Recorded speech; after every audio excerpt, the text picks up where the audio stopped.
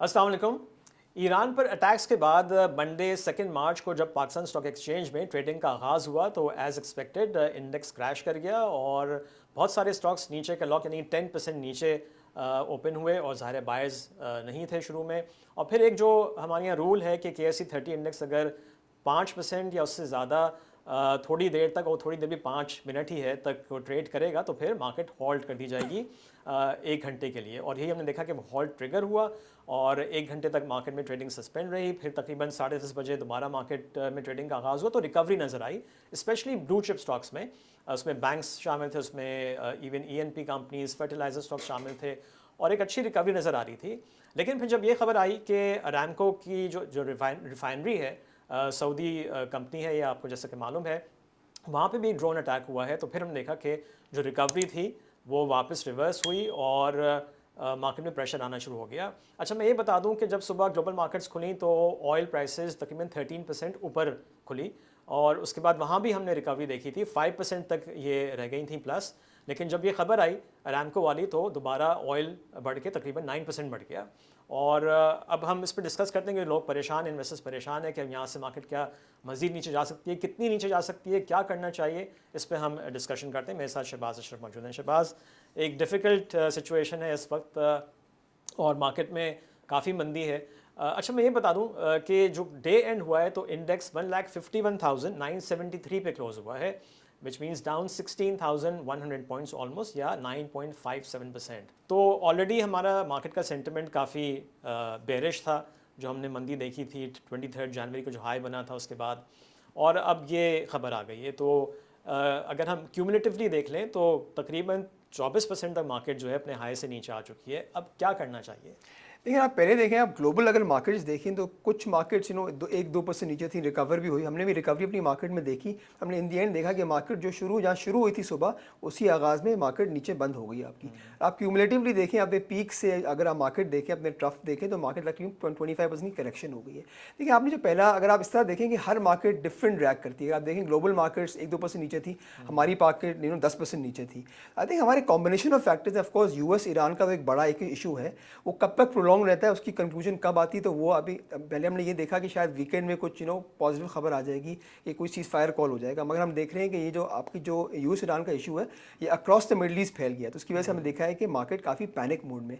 और एक और भी रीज़न हमारी मार्केट में, जब पहले हम देख रहे थे कि फॉरेन सेलिंग भी है, अगर आप फॉरेन सेलिंग भी देखेंगे और कॉम्बिनेशन में लोकल सेलिंग भी देखेंगे तो प्रेशर आपका मजीद बढ़ जाता है। आपने ये भी देखा कि T+2 से T+1 मार्केट पर आ गई, तो उसकी वजह से लेवरेज का इशू काफ़ी मार्केट में बढ़ गया था, मार्जिन कॉल बहुत आ गई थी। I think combination of factors हैं, इसकी वजह से इंटेंसिटी हमने देखा कि हमारी मार्केट में बहुत ज़्यादा थी। अच्छा शहबाज, जब हम ये रिकॉर्ड कर रहे हैं, अब तक वो अभी अभी मार्केट बंद हुई है, अभी डेटा नहीं आया है, बट आई एम श्योर कि जब डेटा आएगा तो हमको ये नज़र आएगा, जैसे आपने भी कहा कि जो एक ट्रेंड हमको नज़र आ रहा था, जो वो हमारा बेरिश स्पेल चल रहा था, उसमें फॉरेन सेलिंग बहुत थी और जो लेवरेज्ड पोजीशंस थी वो भी कट रही थी और हमने देखा था कि वहाँ पे सेलिंग आ रही थी। तो आई गेस आज भी हुआ है, जो रिकवरी हुई तो मार्जिन कॉल्स आ चुकी होंगी और फिर वहाँ दोबारा सेलिंग शुरू हो गई और आई एम श्योर कि जब डेटा आएगा तो शायद उसमें हमको यही चीज़ नज़र आए। देखिए, आपकी जहाँ तक आप बात कर रहे हैं ना, मैंने कल काफ़ी लोगों से बात करने की कोशिश करी, वो इंश्योरेंस के भी थे, फंड मैनेजर्स भी थे।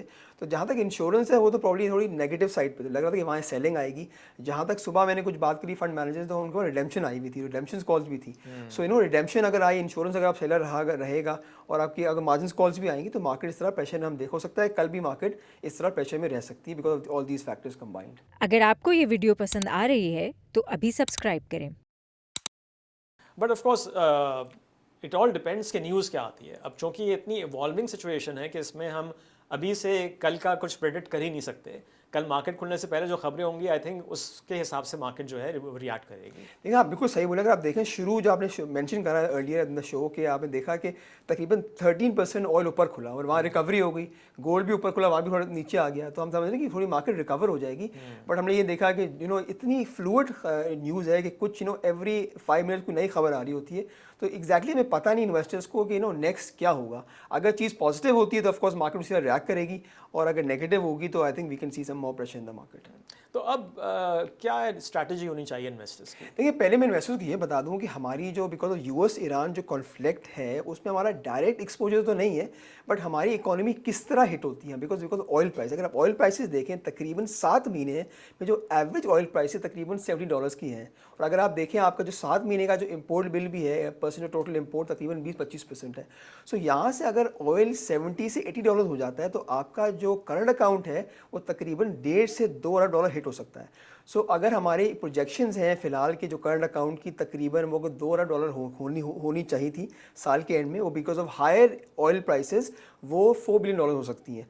तो ये तो कुछ चीज़ मैनेजेबल है। हमने ये चीज़ देखी थी पहले जब रशिया और यूक्रेन की वॉर हुई थी, तो उस वक्त जो आपका ब्रेंट था या टेक्स या जो आपका WTI था वो इट हैड ब्रीच $100 पर बैरल। तो अगर यहाँ से ऑयल प्राइस मजीद बढ़ जाएंगी, so we can expect some stress on the current account deficit, मजीद बढ़ सकता है। इसके बाद आपकी इन्फ्लेशन बढ़ेगी, इसकी वजह से इन्फ्लेशन बढ़ने की बात से आपको हो सकता है जो लोग एक्सपेक्ट कर रहे थे कि इंटरेस्ट मजीद नीचे आ सकते हैं वो शायद नीचे ना आए। तो हमें ये समझना कि हमारी इकोनॉमी बहुत फ्रिजाइल है। अगर एक चीज़ भी प्रॉब्ली ऊपर नीचे होती है तो जी ऑयल प्राइसेस, तो हमारी सारी पूरे ऑयल की जो बिकॉज ऑफ ऑयल डायनामिक्स पूरे इंडिकेटर्स है मैक्रो इकोनॉमिक वो ऊपर नीचे हो जाते हैं। तो इसलिए इन्वेस्टर्स वर्स्ट केस इसको प्राइस इन कर रहे हैं। अगर ऑयल प्राइसें ऐसी मजीद बढ़ जाती हैं तो उसका इम्पैक्ट ये होगा और इस तरह पर मार्केट रिएक्ट कर सकती है।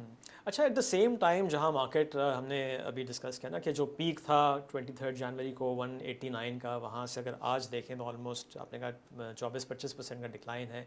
इंडिविजुअल स्टॉक्स देखें तो वो तो आई थिंक कुछ उससे भी ज़्यादा नीचे आ गए। तो ये तो बात है कि बहुत स्टॉक्स अभी जो अगर हम उनकी अर्निंग्स देखें अगर वो हर्ट ना हो फ़िलहाल तो बहुत इंटाइसिंग लेवल पे हैं। ये तो खैर इसमें कोई दो बात नहीं है। और जब भी हमने देखा कि आज जो रिकवरी हुई उसमें जहाँ पे जो डिविडेंड भी कुछ स्टॉक्स ने भी अनाउंस किए हुए हैं वो एक्स होने वाले हैं। इस हफ्ते भी कुछ कंपनीज़ हैं, हपको है, FFC है, वहाँ हमने रिकवरी देखी। फिर अगले 2 हफ्तों में जो बैंक्स हैं कुछ जिन्होंने अच्छे डिविडेंड दिए हुए हैं वो भी एक्स होने जा रहे हैं। तो आई थिंक ये इन्वेस्टर्स को थोड़ा सा अपना होमवर्क करें, अपना रिस्क प्रोफाइल देखें और उसके हिसाब से अगर इन स्टॉक्स में आहिस्ता आहिस्ता, अब ज़ाहिर है कि अगर कैश है आपके पास तो आप लकी लोगों में से होंगे, इन्वेस्टर्स में से होंगे, उसको डिप्लॉय इस तरह से करें। लेकिन आप देखिए जब मार्केट ने पीक बनाया उस वक्त आपकी वैल्यूएशन 9 टाइम्स पे थी। अगर आप 25% करेक्शन इसमें प्राइसिंग करते हैं तो मार्केट फिलहाल 7 टाइम्स पी पे चल रही होगी। कुछ स्टॉक तो 6 टाइम्स पे चल रहे हैं। तो ऑफ कोर्स आई थिंक अब ये एग्जैक्टली नहीं पता कि हमें ये देखा है कि हिस्टोरिकली जब भी सीज फायर कॉल होता है तो मार्केट रिकवर तो होती है। हमें ये भी पता है कि जब सीज फायर कॉल होगा तो मार्केट में वी शेप रिकवरी भी हो सकती है। मगर वो एग्जैक्टली कब रिकवर होगा वो आप नहीं बता सकते। बट सबसे इंपॉर्टेंट ये है कि अगर आपके पास कैश अवेलेबल है या नहीं है, तो ऐसे सबसे बेस्ट चीज़ ये होगी कि आप अपना होमवर्क करें। आप देखेंगे जो स्पेशली ब्लू चिप्स हैं अभी भी इस लेवल्स पे जो पहले इतने अट्रैक्टिव नहीं थे वो बहुत अट्रैक्टिव हो गए। तो आपका जो एंट्री पॉइंट है वो काफ़ी अट्रैक्टिव हो गया है। स्पेशली अगर आप देखें ना आपके कुछ stocks, banking stocks specially, they are trading at price to earning of 6 times, और आपको प्राइस और आपको डिविडेंड यील्ड भी डबल डिजिट्स दे रहे हैं। फॉर एग्जांपल आप नेशनल बैंक देख लें, वो आप तकरीबन 6-6.5 के मल्टीपल पे चल रहा है और आपकी यील्ड फिलहाल अगर ₹35 का डिविडेंड है तो 14% की यील्ड बन जाती उससे है। भी ज़्यादा। अगर अगले साल ₹25 का डिविडेंड भी आता है तो 10% की यील्ड बन जाती है। आप बैंक अल्फला देख सकते हैं, अभी मेट्रोपॉलिटन बैंक देख सकते हैं, बहुत सारे स्टॉक्स हैं जो ब्लू चिप कंपनीज हैं और एक अच्छी इंटाइसिंग डिविडेंड यील्ड दे रहे हैं। सो आई थिंक इस लेवल पे जो स्पेशली लेवरेज प्लेयर्स हैं उनको तो अपना लेवरेज कम ही रखना चाहिए। दूसरी बात है कि पैनिक सेलिंग ना करें, बिकॉज मैं इस तरह ये कह रहा हूँ because market has already come down 25% from its peak level. सो हमने हिस्टोरिकली ये भी देखा है कोई भी दुनिया में जितनी बड़ा कॉन्फ्लिक्ट हो, जियो पॉलिटिकल कॉन्फ्लिक्ट हो, वो कहीं ना कहीं सोल्यूशन एंड सोल्यूशन होता है। और वो सोल्यूशन कब आता है हमें ये नहीं पता। बट अगर मेरी स्ट्रैटेजी ये होगी, अगर आपके पास कुछ कैश अवेलेबल है, सो अगर कल मार्केट नीचे, मेरा ये पर्सनल व्यू है ये, सो आपको बाइंग शुरू कर देनी चाहिए डिपेंडिंग ऑन क्या स्टॉक्स हैं। बिकॉज आप उसी स्टॉक्स में काम करें, दोबारा रिट्रेड कर रहा हूँ, चाहे ब्लू चिप कंपनीज, बिकॉज उसमें चांसेस ये हैं कि रिकवरी तेज़ी आएगी। और उसमें एक अच्छी पोटेंशियल है ऑफ अर्निंग्स ग्रोथ एंड एक अच्छे प्राइस टू अर्निंग पर चल रही है। राइट शहबाज, आई थिंक एक और चीज़ जो आई थिंक मैंने पहले ही मेंशन किया था कि इन्वेस्टर्स को अपना रिस्क देखें कि वो कितना रिस्क ले सकते हैं करंट जो मार्केट है, या अगर हम इंडिविजुअल स्टॉक्स की बात करें। और फिर जैसे आपने बिल्कुल सही कहा, एग्री विथ यू कि वो स्टॉक्स जहाँ पे डिविडेंड हैं, ब्लू चिप कंपनीज हैं, बिकॉज हमने आज की मार्केट ने हमें दिखा दिया कि इतने प्रेशर के बाद भी सबसे पहले वही स्टॉक्स रिकवर हुए जहाँ पे डिविडेंड हैं और जो ब्लू चिप कंपनीज हैं। तो यही स्ट्रैटेजी रखनी चाहिए। देखिए जो भी फिलहाल हम इन्वेस्ट करेगा वो तो ये व्यू बनाया कि मार्केट यहाँ से रिकवर हो जाएगी। देखिए दो चीज़ हो सकती हैं कि आप यहाँ स्लोली एंड ग्रेजुअली इन्वेस्ट करें, ऑफ कोर्स अपना रिस्क देखते हुए, यहाँ अगर कुछ क्लैरिटी आ जाए और फिर आप अपना कैश डिप्लॉय करें। दो तरह की स्ट्रैटेजी हो सकती हैं, क्योंकि एग्जैक्टली ये नहीं पता, हो सकता है आज मार्केट 10% नीचे हुई है ऑलमोस्ट, हो सकता है कल भी इतनी नीचे हो जाए, परसों भी इतनी नीचे हो जाए, एग्जैक्टली वो पता नहीं है। तो ऑफकोर्स हमें फॉलो करना पड़ेगा कि क्या इंटरनेशनल चीज़ें क्या हो रही हैं, but it depends on your risk profile कि आप किस तरह की आपकी स्ट्रैटेजी हो सकता है कि आप, मैं दोबारा रिटेट करूंगा कि आप फिलहाल अगर आपको काम करना ही है मार्केट में तो आते हैं उस स्टॉक्स में काम करें जो आप एक अच्छे प्राइस टू अर्निंग पे भी आप ट्रेड हो रहे हैं और प्लस वो एक डबल डिजिट आपको यील्ड भी प्रोवाइड कर रहे हैं। ठीक है Shahbaz, thank you. Thank you.